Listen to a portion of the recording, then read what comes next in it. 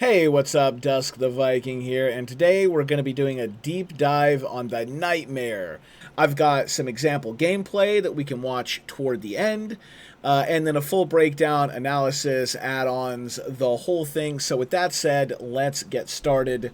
I've got some bullet points here that I basically want to run down, and then I've got a graph that I want to throw up to help kind of put all of this stuff in perspective. Let's start with Freddy's power. Freddy has a teleport that allows him to teleport to any generator that is not completely repaired. He also has the ability to create a blood palette or a blood pool. You get the blood palette if you take certain add-ons. If you don't take the add-ons, the default power is a blood pool. The blood pool goes on the ground a lot like a hag trap or a trapper trap. If a sleeping survivor runs through it, it slows them down. The blood palette creates a fake palette, and if the survivor is asleep, they can see it and interact with it. I'm going to refer to both the blood palette and the blood pool as a dream trap. So if you hear me say dream trap, I'm just generically referring to those abilities. Important note, the dream traps only work on survivors that are asleep. Freddy's teleport has a fairly long cooldown on it, but that cooldown is reduced for every survivor that is currently asleep. Survivors will passively fall asleep on their own or anytime Freddy lands a hit on them. Survivors can wake themselves up in a myriad of ways, including finding an alarm clock. That alarm clock will then make them immune to falling asleep by any means for 30 seconds, I think it was. But the catch here is the more they wake themselves up, the faster that passive timer gets. So once you get to late game, that passive timer is pretty quick, meaning that you can reliably have multiple survivors in the dream world once you get to late game. This means that Freddy's dream traps do get stronger as the game goes on. Freddy's teleport, however, does get a little bit weaker.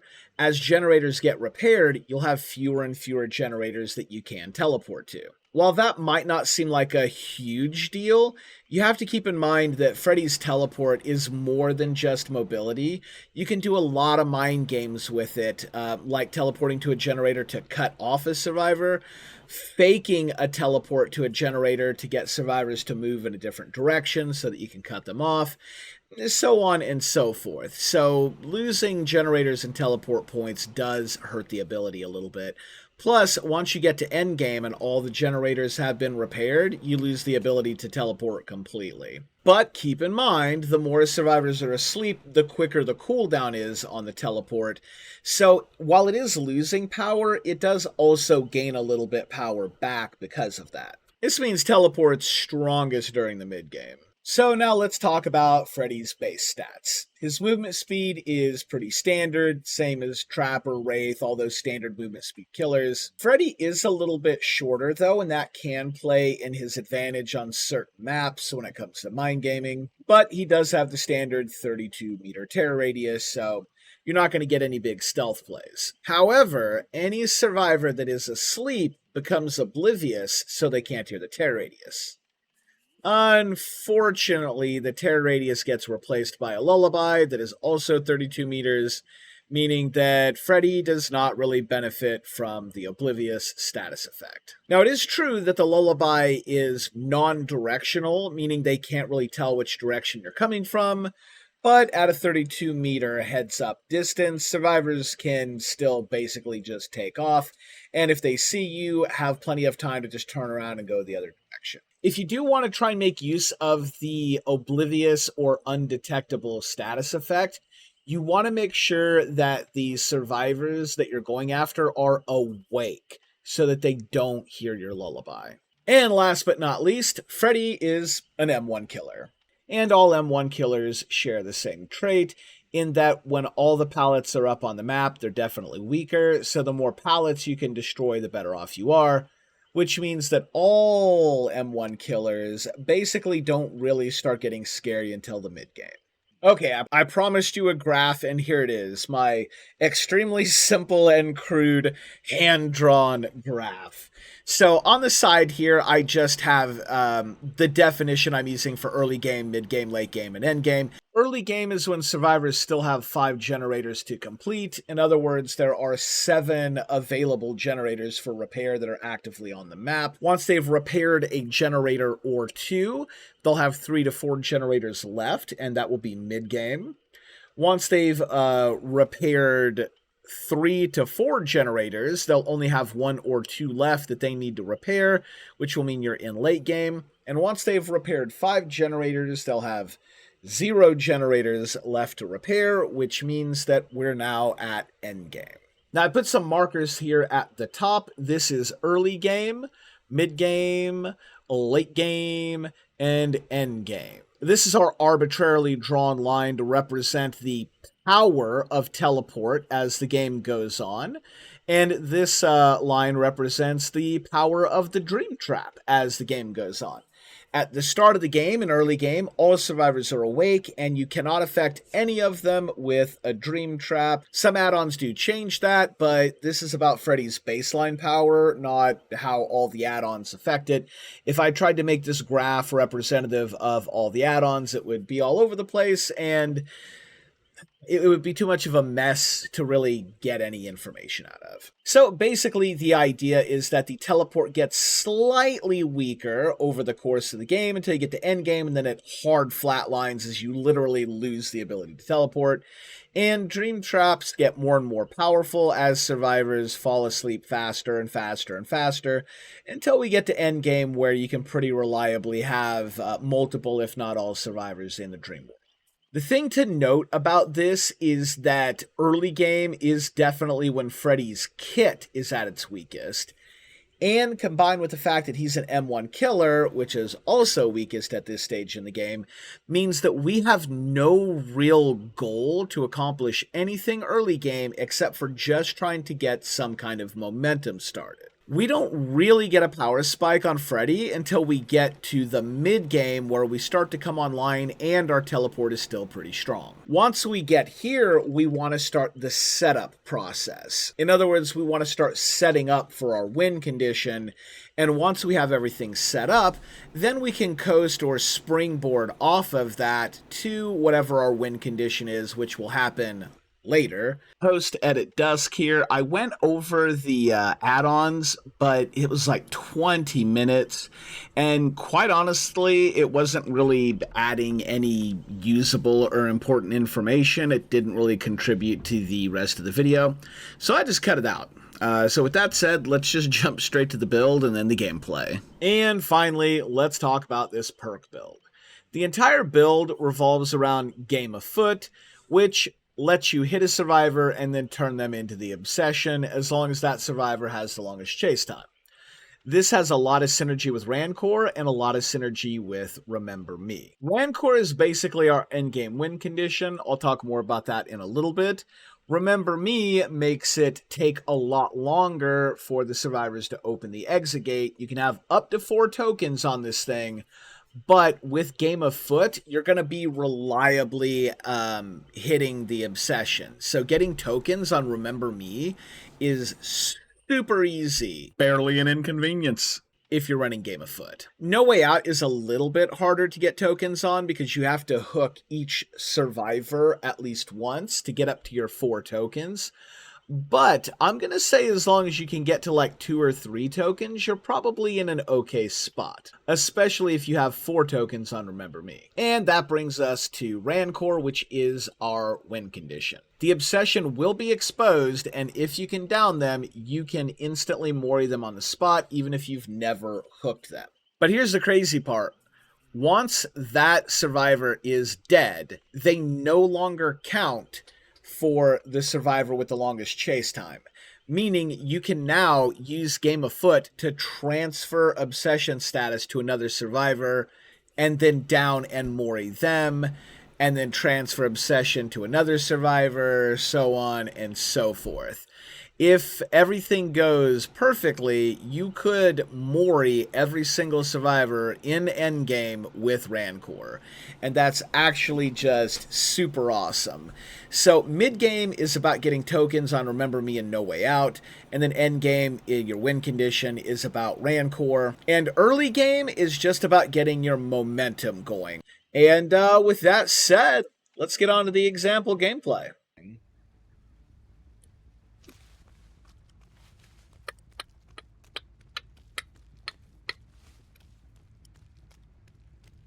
Is this somebody right here? It is.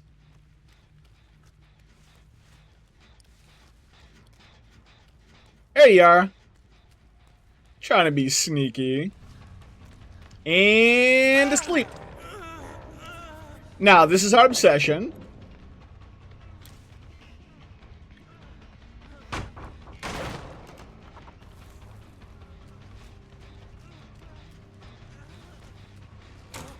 Oh, he actually went through the window. Okay. Oh, I hit him here. Oh, I didn't get him. That should have got him, man. Come on now. I want to hit him again because we're going to get the stacks.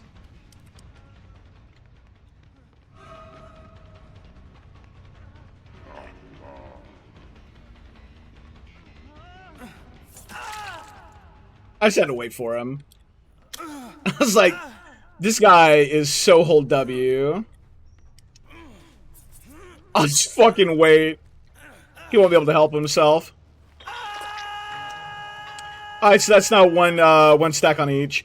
The unfortunate thing is I chased him for so long that his chase time is really high. I'll have a hard time getting anybody else to be the obsession until he's dead.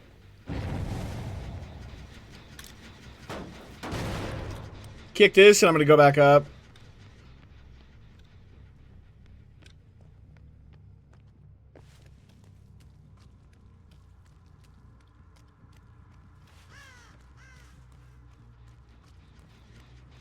Here we go, here we go. We caught him, we caught him, we caught him. We have to go after our obsession.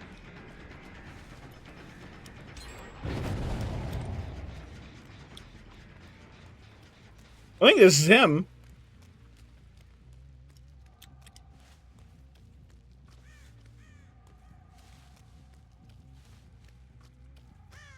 Fuck! I don't know where he went.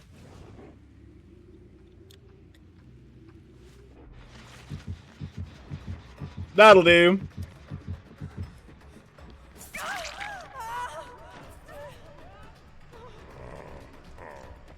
Yeah, let's go ahead and down her.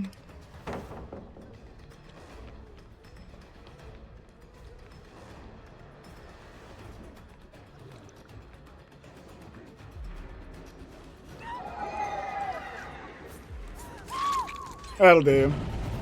We're really just trying to get stacks here. So this will be our second point on No Way Out. Not to get up there. Whoop. I wish I hadn't put so much chase time on the one guy.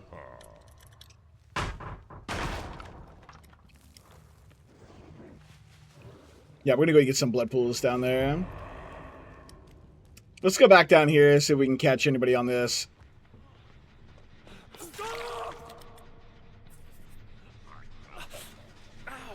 Chose wrong, bitch! Alright, there's a hook down here. We're gonna go to it. And I'm gonna kick that gen. They're gonna get the save out there. I'm gonna teleport out of the basement, though.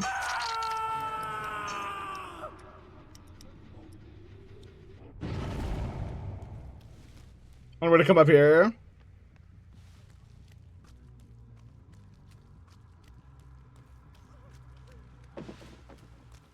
Uh-oh. SpaghettiOs. If we can put a lot of pressure on just a single survivor, that's good. Whoop. Second hook for them. And now that's the,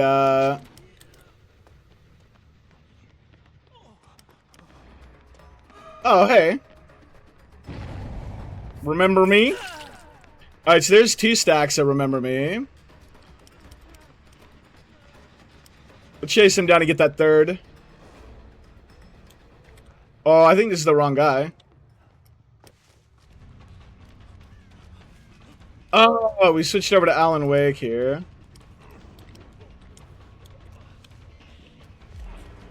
Oh, he's awake.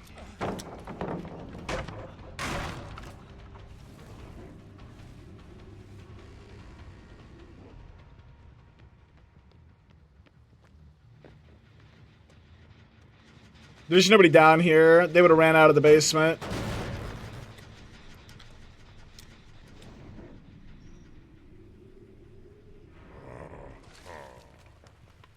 Nobody's out here. That's a good sign for me. Oh, hey, what's up? I haven't put her on a hook yet. I'd like to get her on a hook and get that 4th point.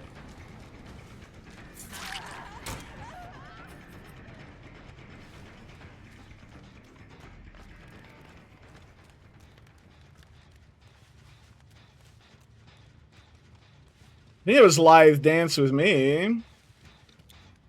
No scratch marks, no blood. They went silent.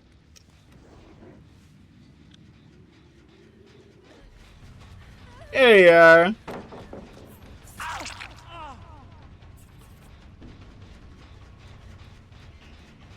Here we go. Want her bad. Want her bad. Yeah, I think we get her. There's 3 chins left. There's really not a whole lot she can do.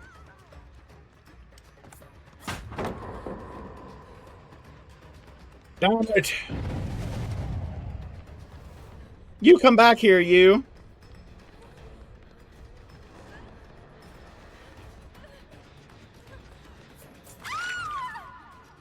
Down she goes. Let's get her to a hook. And then I gotta remember, I've got Jane who's dead on hook. Oh, here we go. This is a close one. We got Jane who's dead on hook, and... Is that the only one that's dead on hook?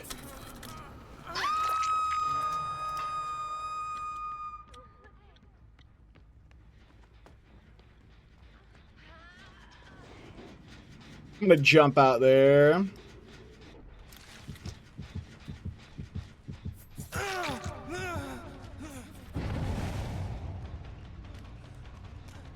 And... Oh, Jesus, I missed him again. I got hung on the rocks, though. Excuse me? Good old vacuum rocks there. Alright, so now we're full stacks on everything. So we're set for endgame. Now the goal is just to try and, like, tunnel one out if we can. So either this guy or Jane. This guy or Jane.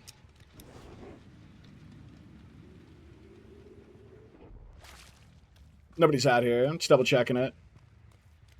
Jane said.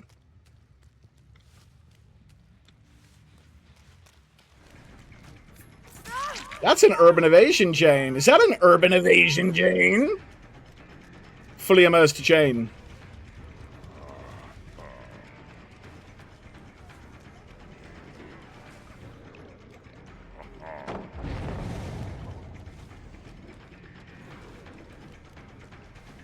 You saw that blood pool, didn't you, Jane?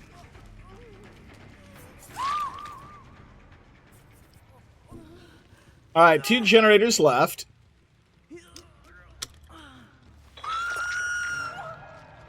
And now we're prepped for late game.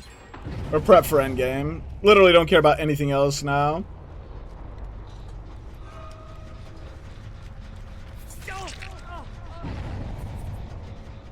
Let's go see he's over here.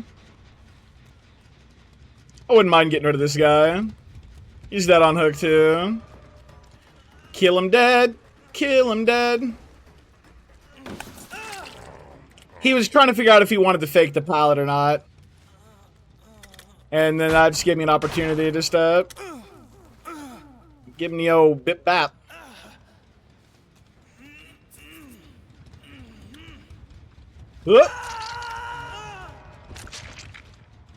Okay, so we still got this blood pool. Hold on here. There we go. Let's go find the other exit gate. Oh, shit, it's right over here.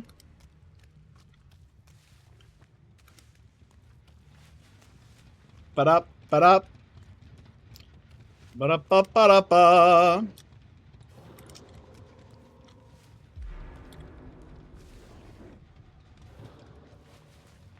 Now, I wouldn't mind hitting one of them Just so I could go ahead and transfer the obsession to somebody now.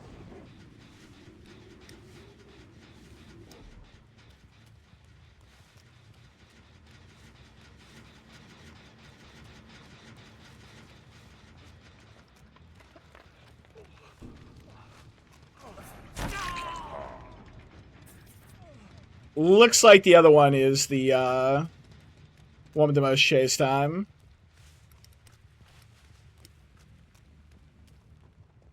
That's not great.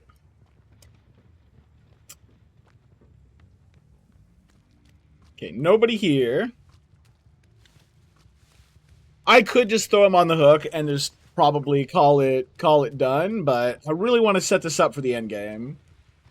We want to get the Rancors if we can, you know? So I'm not even going to kick those. I'm not even going to kick the gens.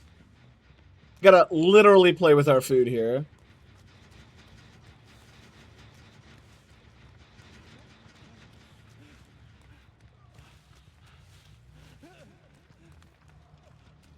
Or...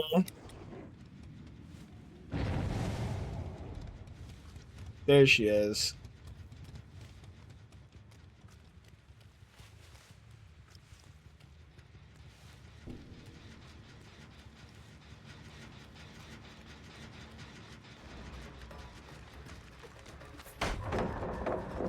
There she is. We're going to mark her as the obsession. And then we'll pretend to lose her or just keep chasing her or something like that. And obsession. And now we're playing with our food. This is what Freddy should feel like. You should really feel like you're fucking with people, man.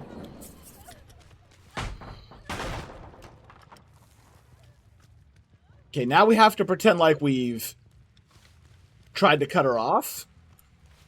And we somehow fucked it up. Where did you go? Oh, man. He's gonna go to that one.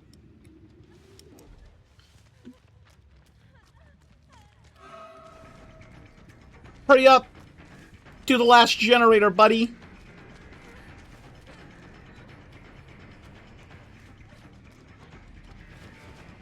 Do it!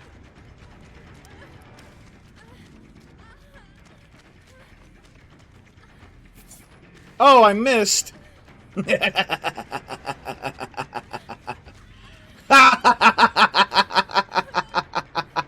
He's probably about to finish, so we want to go ahead and sell this.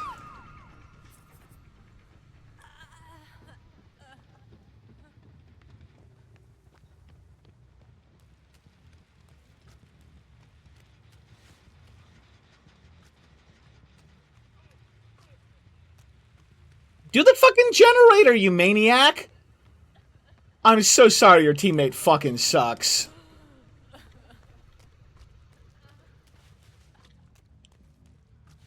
We're just gonna, like... do the generator. Please, for the love of God. Alan Wake players, am I right? Entertaining, hell yeah. Spreading damage to survivors if they're awake or in the dream world. Yeah, yeah. Let's see if anybody gets to answer your question here. Fake pallets, yeah, stuff like that. Another thing to add, survivors cannot hear Freddy's terror radius when they're asleep. They hear a lullaby instead. It gets louder the closer you get, but unlike the terror radius is like a heartbeat. And it's directional. You can hear what direction the killer's coming from. The lullaby... oh, shit. The lullaby is omnidirectional. Or non-directional? Non-directional. You literally don't know what direction Freddy's coming from. You just know he's getting closer. Which makes it really fun.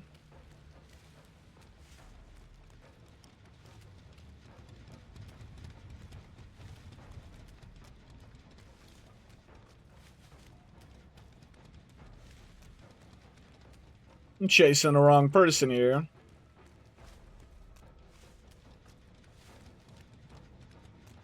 They're both asleep. So...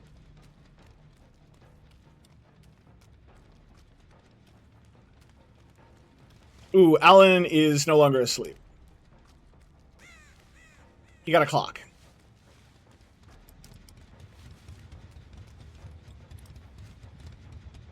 They probably saw they put blood traps on the exit gate, so they're going to both try and wake up. But that wake-up timer burns down really quick because it's late game. We drug the game out. Yeah! Who is it?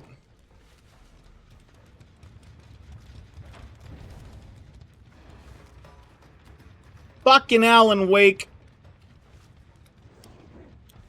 Ooh, Bloodpool is still there. No, she's asleep too. It's fine.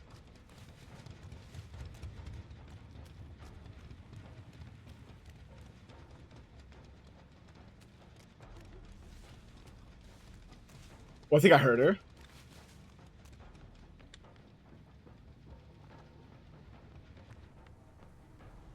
I was gonna have to down Alan Wake.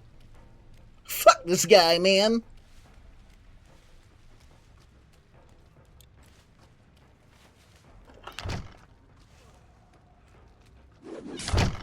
Grim. Thank you for the entertaining cat and mouse with your food, my good bearded Viking dwarf. Hell yeah. We're gonna leave him slugged. And alright, so Remember Me is active right now. Oh shit, bitch, she ain't asleep though. She ain't asleep. She ain't asleep. Yeah, she's here, she's here, she's here. Here you go, chat. It's what you've been waiting for. The ultimate in cat and mouse. It's the Rancor play. It's Freddy being fucking Freddy. You know what comes next.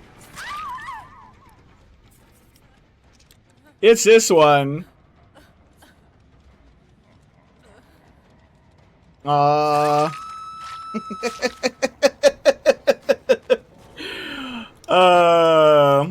Remember Me works on the obsession. But then after that, it works on everybody. Oh! The hatch! Did not spawn over here. Okay, you guys were right. The blueprint was main building.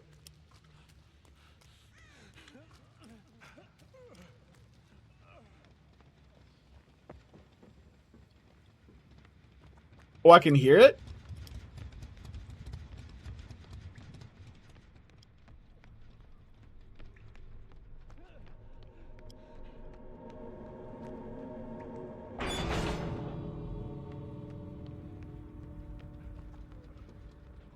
Bad times. Oh, but we're not done yet.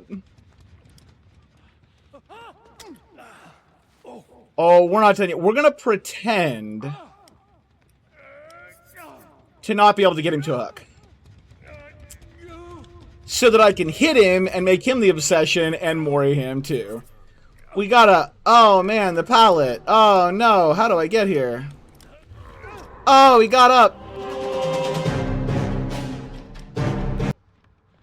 What's up, Phil? How you doing?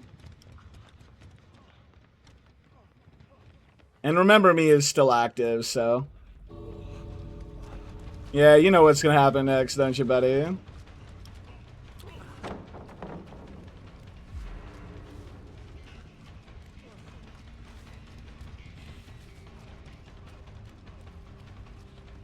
Ooh, went for the W. I'm almost circled back. Glad I didn't.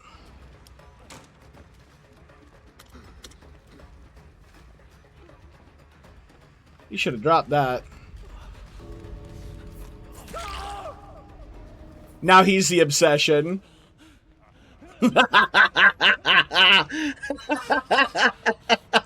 A truly Freddy build. And this is something you can run every match. It doesn't take iridescent add-ons or anything crazy. Like, this is a build you can just run. That's going to do it for this video. Thanks for watching. Hope you enjoyed it. I do plan on doing a deep dive for every killer in the game. Let me know in the comments section which killer you'd like to see next.